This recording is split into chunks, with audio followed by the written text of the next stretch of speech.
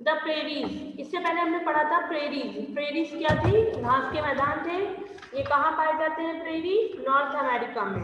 Okay, तो north America में जो घास के मैदान है उनको प्रेरी कहा जाता है। तो पहले वो कैसे थे और बाद में फिर अब उनमें क्या क्या चेंजेस आ गए हैं उसके बारे में अब आप यहाँ पर पढ़ेंगे। मॉडर्न काउबॉयज, आपको पता है जो उन घास के मैदानों में, ग्रासलैंड्स में जो जानवरों को रखते हैं, घर बनाकर वहाँ पे खेती करते हैं, उनको काउबॉयज कहते हैं। Modern cowboys use advanced technology, पहले भी आपने पढ़ा था कि एडवांस टेक्नोलॉजी वो यूज कर रहे हैं। ये किस बच्चे का आपको यहाँ पे नाम दिया था? निक का। निक ने बताया था कि वो लोग टेक्नोलॉजी यूज करते हैं, मशीन को यूज करते हैं प्लग करने के लिए, बीजों को बोने के लिए, फसल को काटने के लिए, और even to the milk the cows, गायों से दूध भी निकालने में मशीन का यूज करते हैं।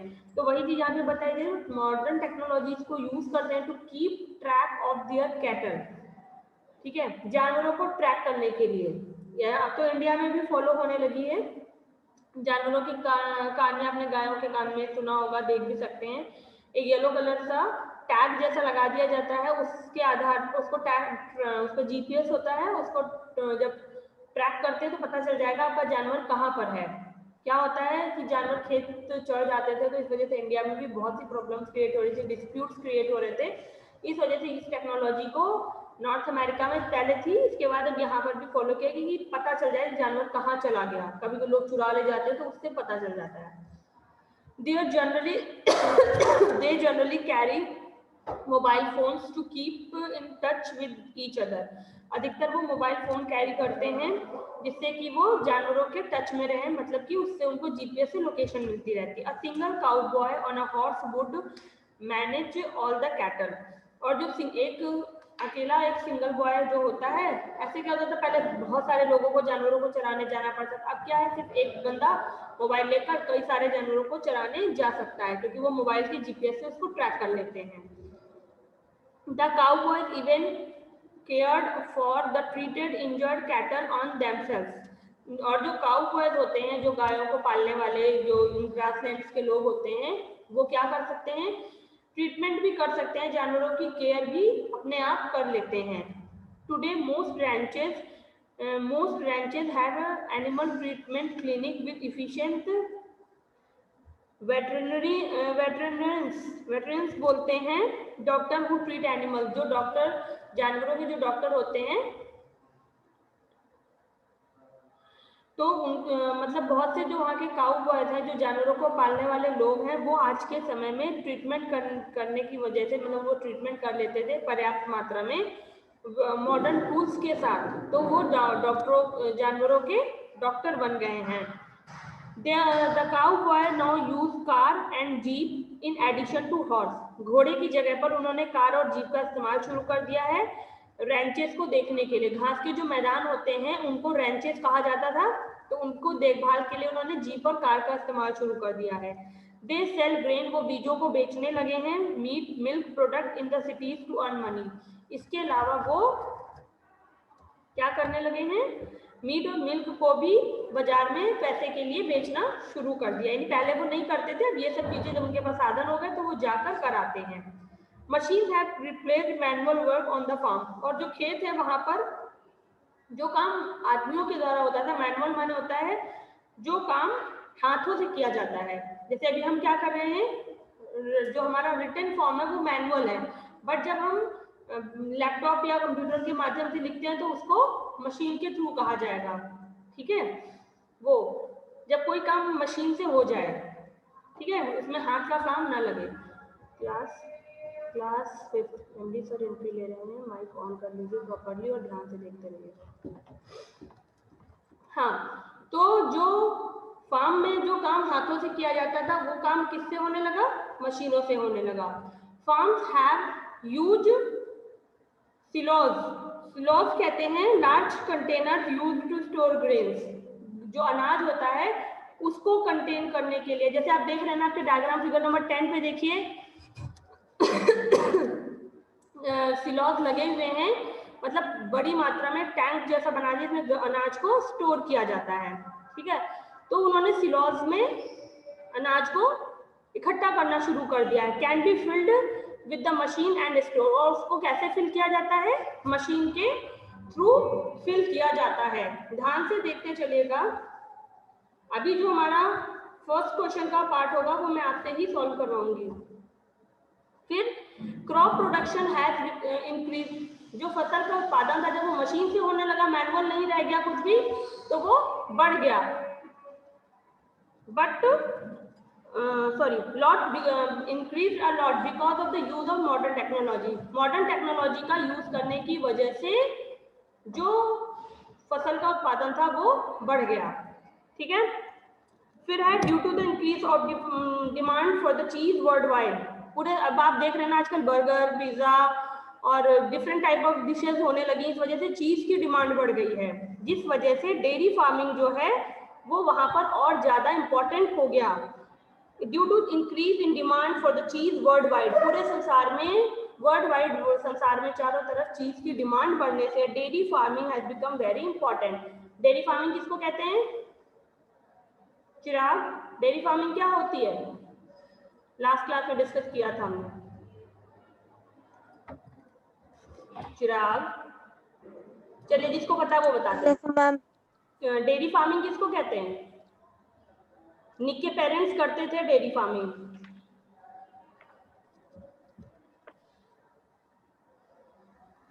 गायों को, दूध देने वाले जानवरों को पालना, उनके प्रोडक्ट्स को सेल करना डेयरी फार्मिंग होता है। ओके, ध्यान रखा करो, छोटे छोटे से वर्ड्स हैं, अभी आगे ये आपको एक्यूपेशन में बताए जाएंगे जब आप बिजनेस पढ़ोगे फार्मर्स के, कुछ उसमें बताया जाता है। डेयरी फार्मिंग है, फिशिंग है, पोल्ट्री है, ये भी एक तरह का एग्रीकल्चर है, प्राइमरी बिजनेस है हमारा। ठीक है।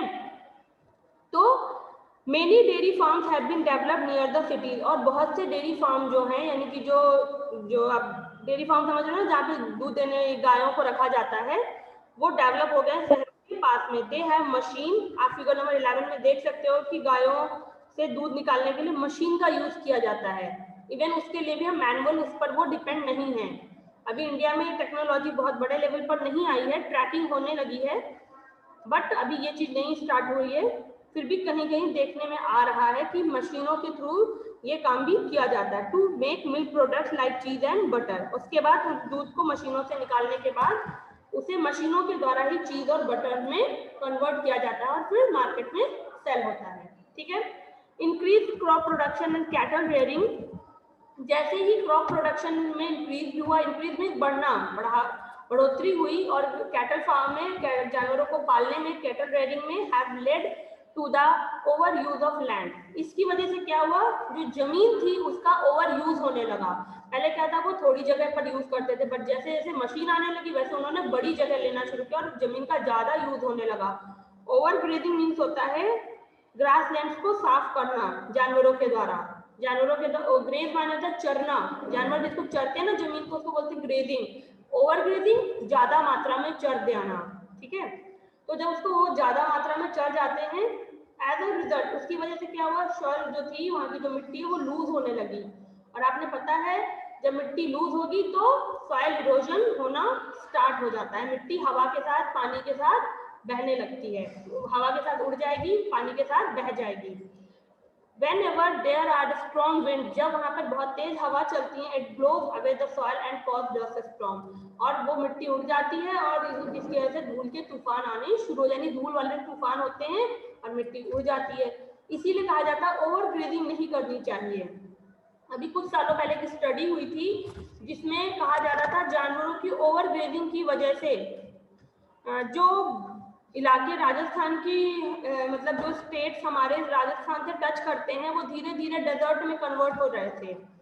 इसीलिए ज्यादा मात्रा में पेड़ों को लगाने के लिए कहा गया, क्योंकि जब जानवर ओवर ग्रेजिंग करते हैं तो मिट्टी ढीली हो जाती है, घास खत्म हो जाती है, मिट्टी पूरी ढीली है, तो वो जानवरों के खुर से, हवा से और पानी के थ्रू बढ़ती है, बह जाती है, और उस वजह से जो खराब मिट्टी है वो भी जो फर्टाइल एरिया है वहां एंट्री लेती है, जिस वजह से वो एरिया भी अनफर्टाइल हो जाते हैं।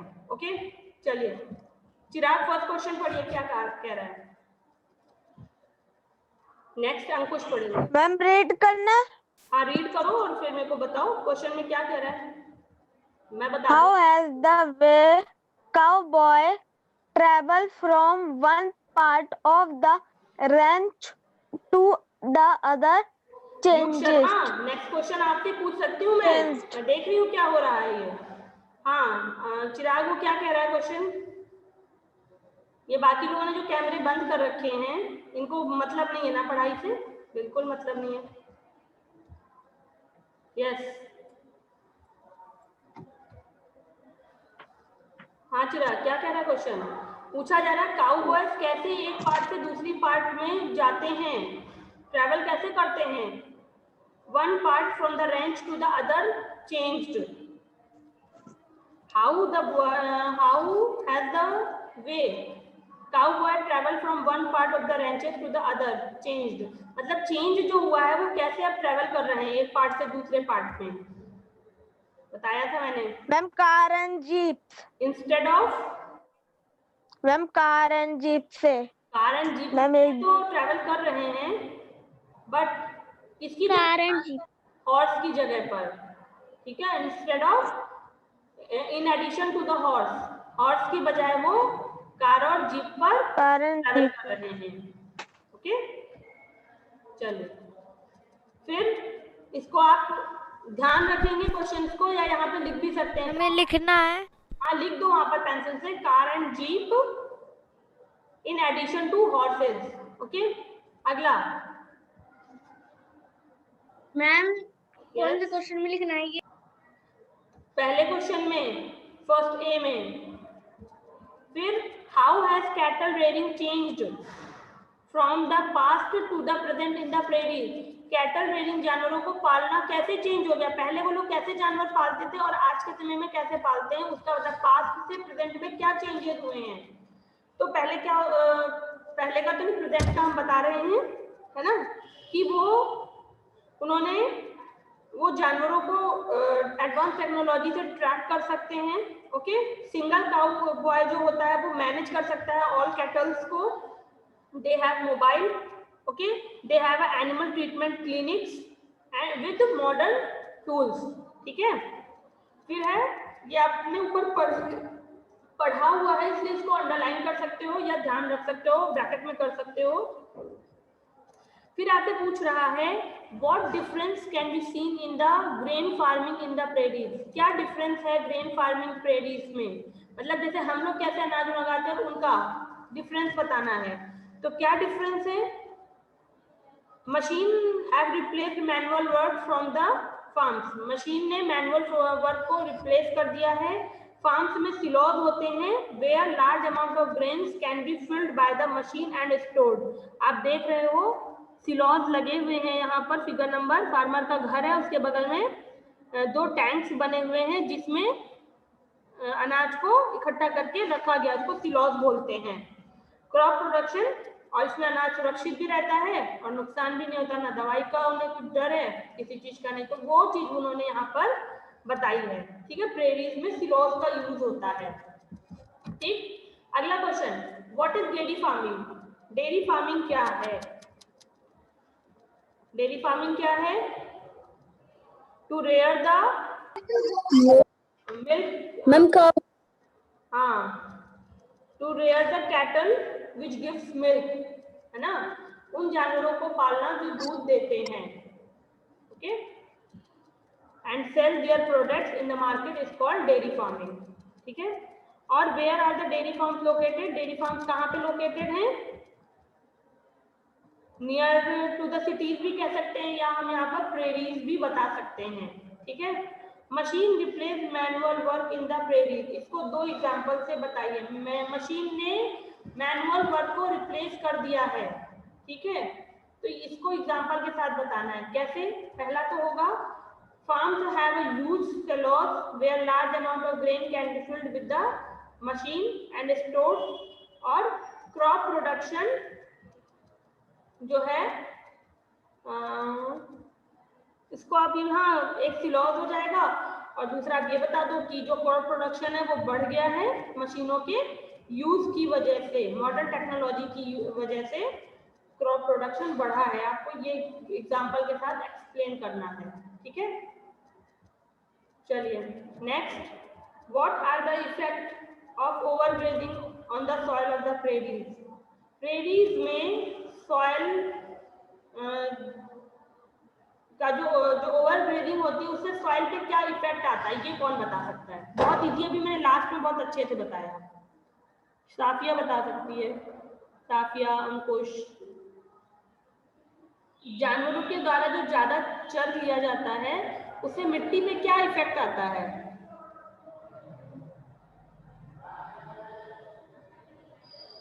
हाँ चिराग बताइए। मैम वहाँ लॉन्ग ग्रासेस हो सकती है। ओवरग्रेजिंग हो चुकी है, लॉन्ग ग्रासेस कैसे हो जाएंगी? मैम वहाँ की जो मैम लैंड होती है वो मैम अनफर्टाइल हो जाती है।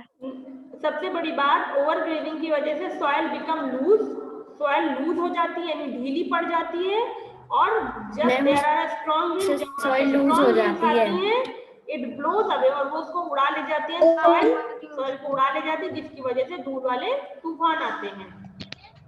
ठीक है, सबसे मैम कहीं भी अगर ओवरग्रेजिंग होगी, आप इस बात को जान लो, आज ही नहीं, अभी आप 7, 8, 9, 10, 12 जहां तक ज्योग्राफी पढ़ोगे, ओवरग्रेजिंग की वजह से हमेशा सॉइल लूज होती है, और लूज होने से इरोजन जल्दी होता है। इरोजन माने हटना, चाहे वो मिट्टी पानी से हटे, हवा से हटे, जानवर से हटाई जाए, वो हट जाती है, ढीली हो जाती है। आप खुद सोचो, पेड़ों ने उसको बांध के रखा है, अब जब उसमें जड़ नहीं रह गई, कुछ नहीं रह गया, तो मिट्टी क्या है, ढीली पड़ी है। पेड़ जब आप उखाड़ते हो तो क्या होता है, देखते हो ना, पेड़ उखाड़ने के बाद क्या होता है, उस जगह वो मिट्टी खुली पड़ी रहती है, सूख जाती है, जब हवा आती है कुछ दिन बाद वो वहीं पर डिस्ट्रॉयड हो जगह, आपको दोबारा वो मिट्टी वैसे नहीं दिखती जैसे आपने पेड़ उखाड़ा था, वहां कुछ और मिलता है। ठीक है, कभी हो सकता है वहां पे कोई दूसरा पेड़ उग भी सकता है, और नहीं तो वो गड्ढा और वो छेद सब गायब हो जाता है। क्यों? वहां पर दूसरी मिट्टी, दूसरा कुछ आ जाता है, और वो जो आपने किया था वो जगह गायब हो जाती है। ठीक है, जब बहुत टाइट से आप उखाड़ोगे किसी पेड़ को, क्या होगा, पपड़ी पपड़ी सी मिट्टी अलग होगी, और कुछ दिन बाद आंधी तूफान आता है तो आप देखोगे कि वो मिट्टी जो आपने की थी वो बह रही है पानी के साथ, और जो गड्ढा हुआ था वो उस पर दूसरी मिट्टी ने आके जगह ले ली। ठीक है, तो वही चीज यहाँ पर होती है। हमेशा याद रखना, जब ओवरग्रेजिंग होगी तो सॉइल लूज होगी, और सॉइल लूज होगी तो इरोजन हो जाएगा। इरोजन माने होता है रिमूवल। ओके, चलिए नेक्स्ट लेसन पे आते हैं, आवर गवर्नमेंट। आज आपकी ज्योग्राफी कंप्लीट होती है, अब हम सिविक्स स्टार्ट कर रहे हैं।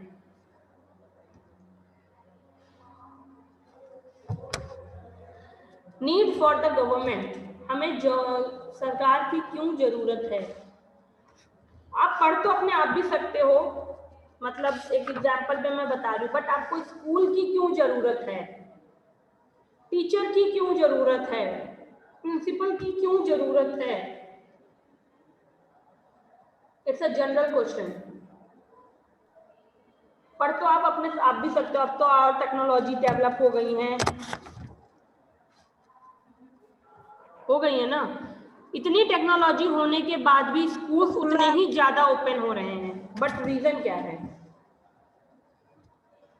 ऑनलाइन भी पढ़ सकते हैं हम तो, पर चाहे जितनी बड़ी डिग्री ली जाए उसके लिए स्कूल हैं। ऑनलाइन में भी आते हैं लोग पढ़ाने, तो उसमें भी वो टीचर हुआ, प्रिंसिपल हुआ, सब्जेक्ट हुए, क्या रीजन है? चलो वहां से मत, ये मत बताओ, घर है, रह तो आप भी सकते हो, खाना तो आप भी बना सकते हो, बट क्यों हर काम के लिए मम्मी या पापा पर डिपेंड होते हैं?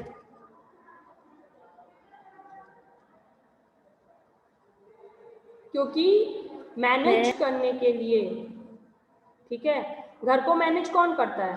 पेरेंट्स करते हैं ना, रूल होते हैं, रेगुलेशंस होते हैं, कहीं स्ट्रिक्ट होते हैं, कहीं लूज होते हैं। ओके, उसी तरह स्कूल है, पढ़ तो आप सब कुछ सकते हो, पर हमें पता है ना, आप अपने आपके मेंटल लेवल के अकॉर्डिंग, आपको टीचर बताता है कि आपको क्या पढ़ना है, किस सब्जेक्ट की आपको हमें जानकारी देनी है, आप क्या जानने लायक आपका लेवल है। ठीक है, आपको हम कैसे मैनेज करेंगे, समझ रहे हो? आपको हम मैनेज कैसे करेंगे? आप काम नहीं कर रहे हो या आप तो बहुत शैतानी कर रहे हो, तो हर चीज के लिए आपको मैनेज करने के लिए कोई ना कोई लेवल पर होता है। ठीक है, वही चीज यहाँ पर है गवर्नमेंट। देश है, सब रह रहे हैं, बट ऐसे क्या होगा, जब कोई रूल नहीं होंगे, रूल रेगुलेशंस नहीं होंगे, तो हम कैसे रहेंगे, जैसे बंदर रहते हैं ना, विदाउट रूल एंड रेगुलेशन। जब गुस्सा आया लड़ लिया, ठीक है, जब मन हुआ मार पीट लिया, जब मन आया जानवर की तरह हो जाएंगे। तो हम कंट्रोल में रहें, जब तक इंसान के ऊपर रेगुलेशन नहीं होता, रूल नहीं होता, तो वो एक अच्छा नहीं बन सकता ना, उसके अंदर क्वालिटीज नहीं आएंगी। एक जगह जैसे घर है, कोई घर होता है ना जहाँ पर रोज लड़ाई झगड़ा मारपीट मची होती है, और वहीं बगल वाले घर में एकदम शांति होती है, जबकि लोग उतने ही हैं। लोग पूछते कैसे, तो लोग कहेंगे हमारे यहाँ रूल्स हैं, ये लोग ये काम करते हैं, ये काम करते हैं, उनका ये काम है, इनका ये काम है। तो क्या हुआ, रूल्स बने हुए हैं, रेगुलेशंस बने हुए हैं, सब कुछ शांति से हो जाता है। और दूसरे घरों में क्या होता है, रूल्स हैं, रूल्स का नाम ही नहीं है, शैतानी हो रही है, बच्चे पढ़ नहीं रहे हैं, बड़े चिल्ला रहे हैं, तो क्या है, नो रूल्स नो मेंटेनेंस। तो उसी तरह देश है, रूल्स होंगे तो रूल्स को बनाने वाला होगा, रूल्स बना दिए गए तो उनको लागू करने वाला होना चाहिए। तो इन्हीं सब जरूरतों के लिए हमें गवर्नमेंट की जरूरत होती है। In speed I will continue, please look at your book.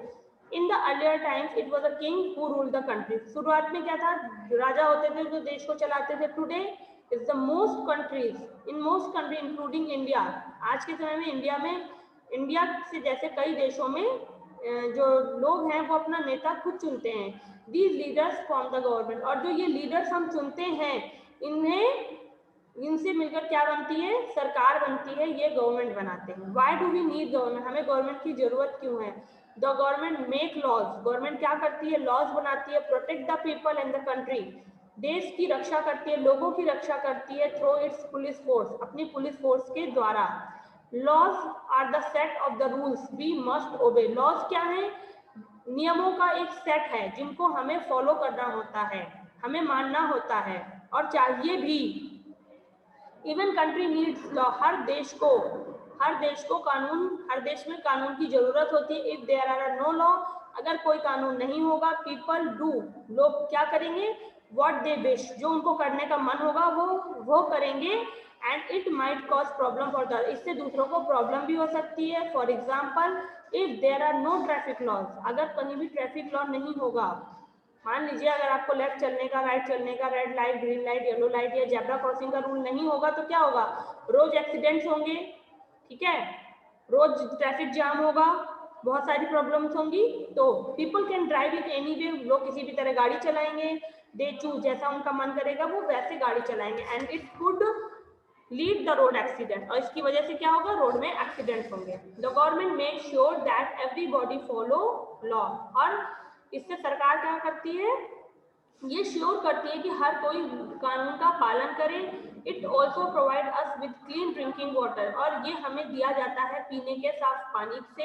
Electricity, hospital, rule, railways and the roads. It also provide us, इसके मतलब लॉज हैं पर इन सब चीजों के साथ हैं। इट ऑल्सो प्रोवाइड अस, और हमें यह भी दिया जाता है, जब हम लॉज फॉलो करते हैं तो हमें ड्रिंकिंग वाटर मिल रहा है, कहाँ से, सरकार से। इलेक्ट्रिसिटी मिल रही है सरकार से। हॉस्पिटल्स में अच्छी फैसिलिटी हो रही है, इस वक्त इतनी बीमारी फैली हुई है, ट्रीटमेंट हो रहा है, डिफरेंट फैसिलिटीज आ रही है हॉस्पिटल्स में सरकार के द्वारा। रेलवे एंड रोड मॉडिफाइड हो रहे हैं सरकार के द्वारा। तो जब हम रूल्स फॉलो करेंगे तो ये सारी फैसिलिटीज भी हमें इनके साथ मिलेंगी। ओके, अब ये चाहती हूँ कि मैं आप खुद करके लाओगे। 3 रूल्स बताने जो आप स्कूल में फॉलो करते हो, 3 rules we have in school, जो आपके स्कूल में हैं। जैसे क्या है, आपके ड्रेस का रूल है, proper dress, proper uniform of the school, okay, proper bag लाना है, जो भी आपके रूल्स हैं, आपको पता है आपके स्कूल के 3 रूल्स बताने हैं। 3 rules we need in school, और कौन से 3 रूल्स हैं जो आप चाहते हो कि स्कूल में हो, ओके, और उन रूल्स की आपको क्यों जरूरत है। Why do we need these rules, आपको इन रूल्स की क्यों जरूरत है, आपको बताना है। आप यहाँ पर नहीं करोगे तो अपनी कॉपी पे डन करना है, रफ कॉपी पे मैं पूछूंगी। फिर do we need rule for the country, आपको देश के लिए रूल्स की जरूरत है। Yes, what would happen if there are no rules और the laws in the country, अगर कोई रूल्स नहीं होगा तो क्या होगा, अगर कोई रूल्स नहीं होगा, people will do what they wish to do, लोग वही करेंगे जो उनका मन करेगा। Who do you think makes these laws? Laws कौन बनाता है? Government can make these laws. Government laws बनाती है।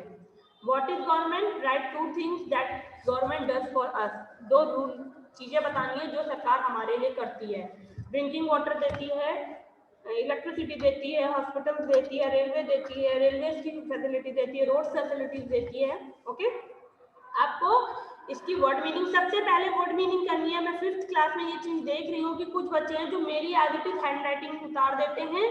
Do your word meaning in your notebook. जो भी कुछ मैं लिखकर आपको देती हूँ वो आपके लिखने के लिए नहीं, आपके करने के लिए होता है। प्लीज वर्ड मीनिंग सबकी कॉपी पर डन होना चाहिए, और जिन्होंने नहीं किया है वो उसको डन करेंगे। नेक्स्ट टाइम जब अभी कॉपी फिर आएगी तो मुझे वो कंप्लीट मिलना चाहिए, जिनकी कॉपी पे इनकम्प्लीट लिखा हुआ है। इट्स मस्ट, अदरवाइज फिर आपको पनिशमेंट मिलेगा आपको।